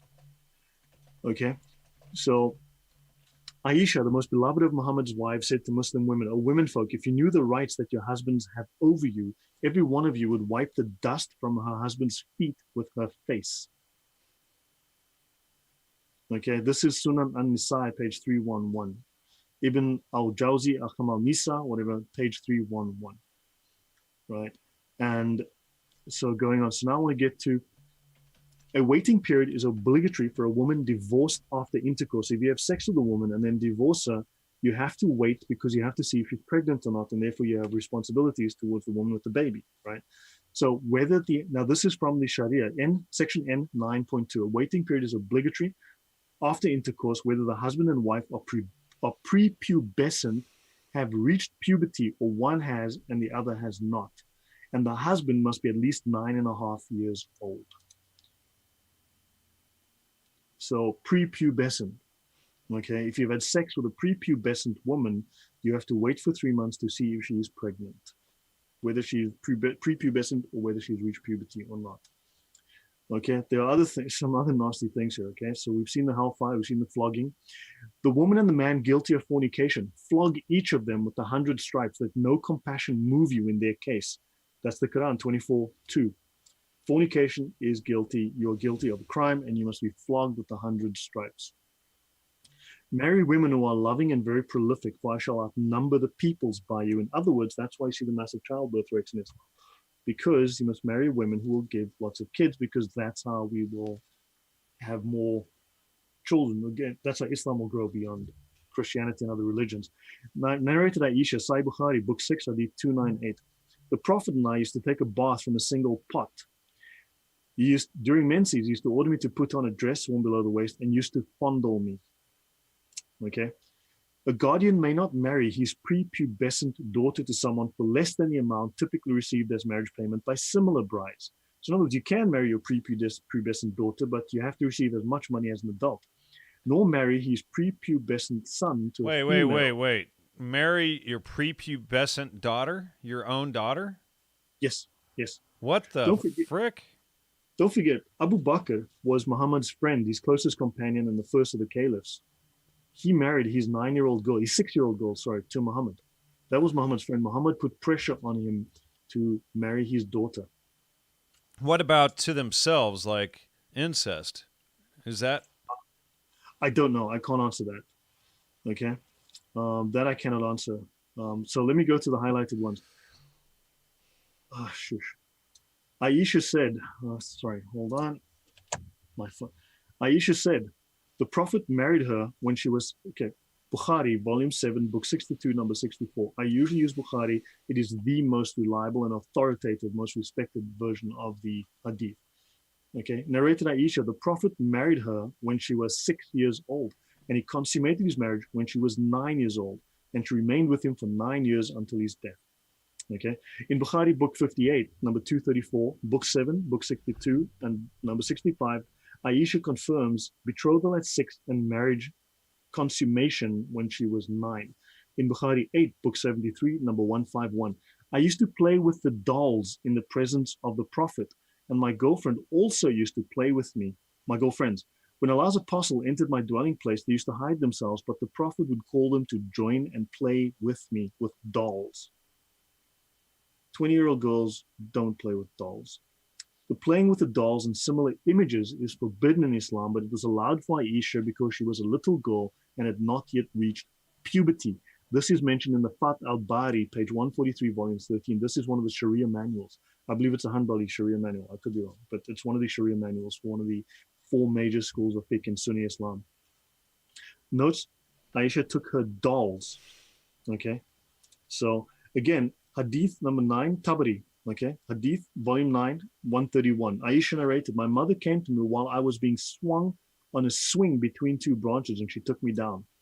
Okay, my mother made me sit on Muhammad's lap. Then the men and women got up and left. The Prophet consummated his marriage with me in my house when I was 9. Okay, so the legitimacy of marrying prepubescent girls have not yet had their monthly courses established in the Quran and the example. So in the Quran, such as your women as have passed the age of monthly courses, periods, for them that have the prescribed period, if you have any doubts, is 3 months. And for those who have no courses, who have no periods, it is the same. The waiting period is the same. This is a stipulation, a rule on divorce, right? So if you're divorced, it implies you were married. And if you have to wait to see if you're pregnant, it assumes you've had sex. And if you're prepubescent, it assumes you've had sex with a prepubescent girl. So Muhammad says to someone, why did you not marry a young girl who would have fondled you? Bukhari 59:32, because his friend said, did you marry a virgin or a matron? He says, a matron. He says, well, why didn't you marry a young girl? Allah's messenger married me when I was 6. This is Aisha again. And I was admitted to his house at the age of 9. Okay, this is Muslim 3309. So Muhammad did not condemn sex with children. He engaged in sex with children. And there's one last item on my final item that I want to talk about. So do you have any comments or questions so far, Jan? Wow. Marrying and then having sex with girls, from 6 and then at 9, that's pretty well the definition of pedophilia right there. Yeah, yeah.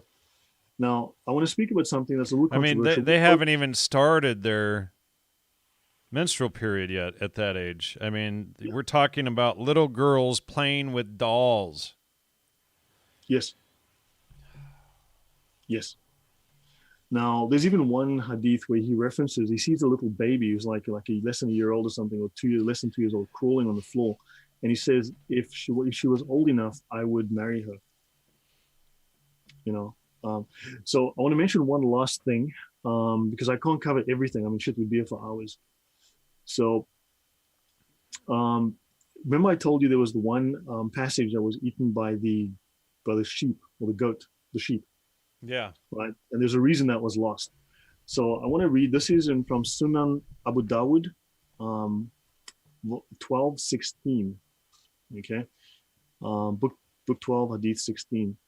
The Prophet said, "Give him your breast feed." She gave him 5 breast feeds. He then became like her foster son. Now, in Keep Islam, talking. Somebody's at the door. Keep talking. okay, so in Islam, where this comes from, and I'll do the rest in a minute. The idea was that a man is not allowed to be alone with a woman who is capable of having sex. This is unlawful in Islam. You cannot be alone in a house with a man that is an adult, and you're a woman that's capable of sexual age. This is a sin. It is also a crime. So they Muhammad came up with a rule that if a woman would breastfeed a man several times, then effectively that made that man her foster son, and therefore, as her son, this person was no threat to them, and they could then spend time alone together. So just to repeat, it's not lawful in Islam for a man to be alone with a woman in a house. If a man and a woman are of sexual age, and we know what those ages are, it is not lawful for that man to be alone with that girl, or for that girl to have a man, basically. It's actually not legal for that woman or girl to have a man of sexual age in the same house with her alone. And that person is not her family, a direct family, like a brother or a father.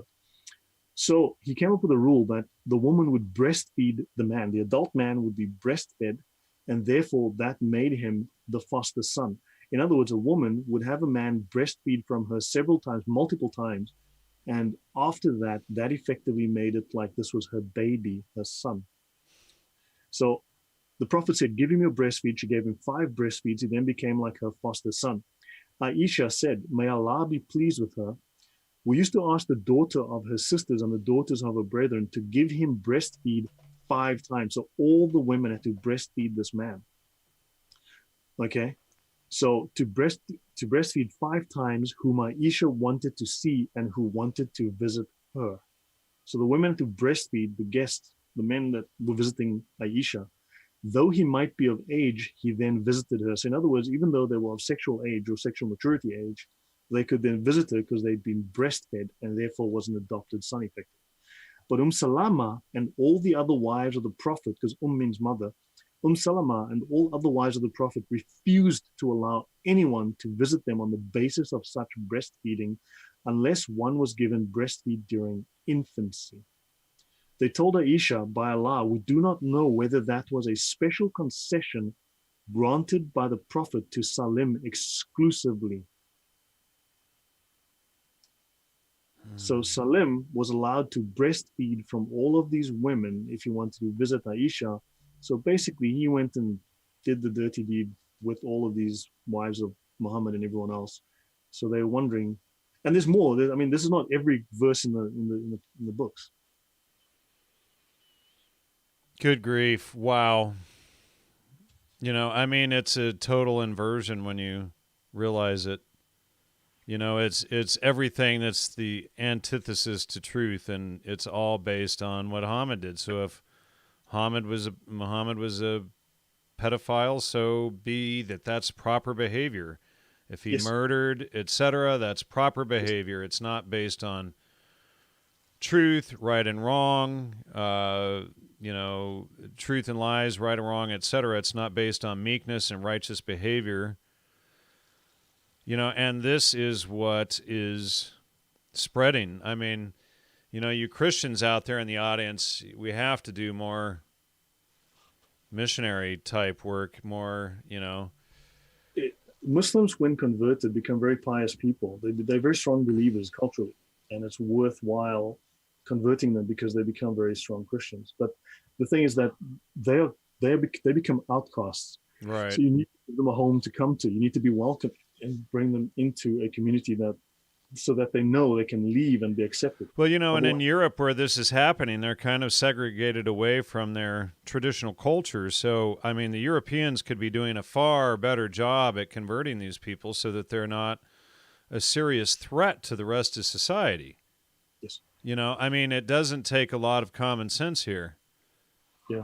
You Are there any know, comments in the comment section? Any questions that were relevant? Rebel Lion is posting up some David Wood parodies and stuff that we can have, that people should check out. And I've just recently started checking out David Wood's material. Yeah.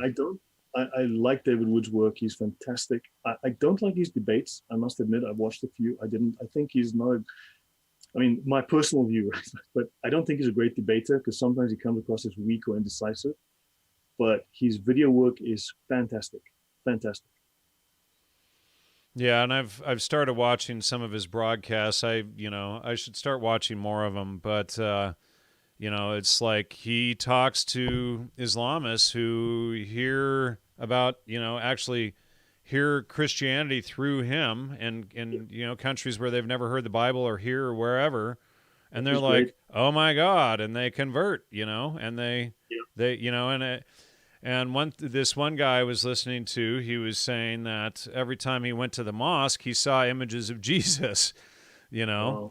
and then he called up and was like, "What's going on here?" And they walked him through it, and by the end of the show, he was a Christian. Wow. But, it's, people really need to reach out to Muslims and, Islamists in general in different places and say, hey, this is, it's about peace and love and truth and not, diddling kids and beating wives and killing non-believers and submission by force. It's and people like to say that, they like to clump Judaism, Christianity, and Islam together, and we can see that Islam does that. Judaism doesn't do that, and Christianity doesn't do that. Yeah, well, and atheists do it also. One of their common attacks is they'll see what Islamists do, and then they'll clump Christianity in with it, and they're so entirely different. I wouldn't even say they're juxtaposed. I mean, they're completely different. You have the offspring of Ishmael, who was the bastard son, and then you have this I don't even know what to call it, this creation of a religion that is the antithesis of everything that's in the Bible, essentially, especially in the New Testament. I just want to say, somebody just said Islam is for beta males. I just want to say that, in my opinion, when people start reading the Bible from the Old Testament first, that's why it gets confusing. You should always, in my opinion, start with the New Testament and then go to the Old Testament. You gain so much more clarity that way. And then the Old Testament makes more sense as well. And all of this doesn't seem, people get right into the Tanakh or the first 5 books of the Bible, and they're absolutely baffled by it, And if you just read the Gospels and the New Testament first, it will give you so much more clarity, and then go back and read the Old Testament, because the Old Testament is the Old Covenant, which is discarded, except for some of the things, and then the New Testament or the New Covenant is brought in.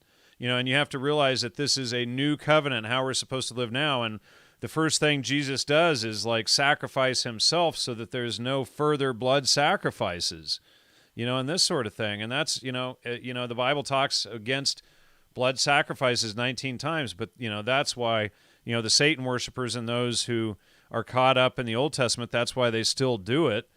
But, and these type of, sacrifices and whatnot, but the New Testament totally nullifies all of that stuff. So start there, get that it's about truth, and then go back and read the other stuff. And don't be afraid to read it. Don't be afraid to read the Quran. Don't be afraid to read any of the stuff.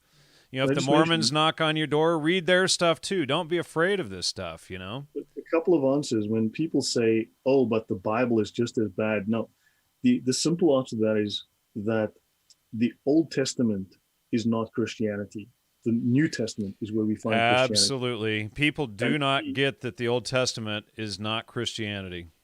And B, the Old Testament is historical, it is descriptive, whereas the Quran is entirely commandments and it is prescriptive. Massive difference. And so that's how you would answer that question. Okay. And also, why are they comparing the Quran, which came 600 years after the death of Jesus, to the Old Testament, which is 3,000 years before him? Right. You know, why aren't they comparing Old and New Testament? You know, have them compare the New Testament. Ask, where in the New Testament, where in the example of Jesus, did Jesus murder 3,000 people by his own hand? Where did Jesus have sex slaves? Where did Jesus have a 6-year-old wife? Where did Jesus have slaves? Where did Jesus sell slaves? Where did Jesus have people assassinated? Where did Jesus have people tortured to death for gold? Now, you know, I was just going to say, somebody's saying that they disagree because the Old Testament, the Messiah fulfilled the Old Testament. The issue is the issue is the confusion. You know, I'm not saying don't read it. The issue is understand what Christianity is on its own through the New Testament. And then if you read the Old Testament, go back through, then it all makes sense. Remember, Jesus said also, a new commandment I bring unto you, love one another as I have loved you. Remember, the 2 prime commands of the 613 commands given in the Bible is love the Lord thy God with all thy heart. And the second one is to love thy neighbor as thyself. Right? So, and love your wife as yourself, etc. You know, it's like, you know, come on, people. It's not, these aren't the same things. You know, it's so cut and dry. And, you know, the issue is so many people who haven't read these books think that they are the most educated about what they say. Yep. And, you know, forgive me for having that former co-host on here who liked to spread all of the disinformation. And people would tell me in the chat, he's disinfo. And boy, did I finally wake up to that. But so, look, I've provided references from the Quran, right? I've provided references from the Sharia. Right. I've provided references from the Sira, the life of Muhammad. I've provided references from the Hadith, which is the traditions and the sayings of Muhammad. And I've provided some references from Tafsir writers like Tabari and Ibn Abbas. So these are all 5 major books of the Bible, not the Bible, of Islam. All 5 major books. I've provided references from all of them. They're consistent. It's not like I've picked one verse out of the Quran. I've taken different topics, different subjects, and used all 5 of the books that are consistent. I know for a fact, if you come to me with 2 or 3 nice verses from the Quran, I know that the violent verses outnumber those nice verses by a minimum of 6 to 1. Well, a minimum of 6 to 1. So by the time you run out of your 6 bullets, I have 30 to go. Yeah, that's funny. Yeah, you know, and what I recommend people do is approach the New Testament understanding that it's about truth. When you see the word, it's about logos, which is truth, reason, logic, etc. When you see the right or righteousness, what is the right? It's associated with correct behavior. That's why something is right. You know, when someone's right, they're correct, etc. That's where these terms come from. That's why the left is associated with the left-hand path, Satanism, all of that stuff. And so when you approach it understanding that it's about truth, you know, and looking at it even through the eyes of the trivium method especially, it becomes, you know, one of the most beautiful, logically written books that you've ever, you know, that you could ever read. And, you know, most people are just so shocked by that. And I know Jan, who's, you know, listening right now, another Jan, not me, obviously, he read it recently. He was like, you know, he sent me a message. Oh my God, you're right. You know? Yeah. And I mean, look at Psalm 23. Is it, what's it? I lift my eyes to the heavens, you know, and all that. There's some beautiful passages in the Bible. Yeah. When you do read the Quran, there's a lot of violence. You know, and I should also point out that most Christians only take, or many, I should say, only take Psalms and Proverbs out of the Old Testament. And those, that's some really mind-blowing stuff in there too. But, read through it all and, understand it. But read the New Testament first, and then go back, and then suddenly everything starts making sense. And don't sit there thinking that you know more because you didn't study it, and everybody who studied it is stupid. So I think that's probably a good place to wrap it up. My final comment is that people always say, oh, you're taking the Quran out of context. The answer to that is the Quran has no context. It literally, it doesn't. It has a lot of bare statements that just stand there without any context at all. The context is found in the Hadith, the Sira, the Tafsir, and the Sharia. So I have provided the other 4 sources that provide the context. So when you read the verse on beating women in the Quran and you go to the other 4 sources and they say the very same thing in detail, you have the context. Yeah. All right. Why don't you give out your email again for those who want to support you? Thank you. It's L De Jongh. That's LDEJONG_PL@outlook.com. Thank you very much for the attention you guys have given me. I appreciate it. Thank you. Thank you for listening. Jan, thank you for the platform. Guys, please support Jan. I do appreciate the support. This is a lot of research and hours go into it, but please support Jan. He has given me a platform. I'm very grateful for that, and do support him for the work he does, because it's not just me that he supports. There's so many other causes he fights in. So, do be generous to him. I really appreciate that. It's really appreciated. And some of the audience, I spoke to Pentagonal last night on the phone, and he was pretty clear about that too, and I really appreciate that, both of you guys and everybody else who's supported. So I think that's a good place to wrap it up. What are we going to be discussing next week? Are we on next? Well, I need a break to actually do some research on the very controversial one, or these 2 controversial episodes. Okay, and I want to do some more. I need a few weeks to bone up on that, because it's going to be really controversial. It's going to really rock the boat. Are we going to be discussing Islam, or are we going to? Is this the final for Islam? So do you want to do an episode next week? I need to know, because I prefer to have some time to do some solid research. Well, if we're wrapped up with the Islam episodes, we can wrap it up here. There's one more Islam episode, which is Islam and Judaism. This, I think, is important. But okay, but you need a break to do that one, correct? Yeah, I need to get my facts together, because it's going to be very controversial, and I need to be very clear about my research and my notes. All right. So, and there was a couple other people that wanted to come on, so I can follow up with them, and I can take a few weeks, because I'm busy. I've got things to do now, and but I need time to really nail this one down. It's got to be rock solid. My references, my notes have to be accurate. Great. All right. Well, thank you so much, and we'll see you back in a couple of weeks, and we'll see the audience back next week. Thanks for those of you who joined and found the backup channel here, and keep supporting the show. Much appreciated, and we'll see you then. Take care, everyone. Thank you. Good night.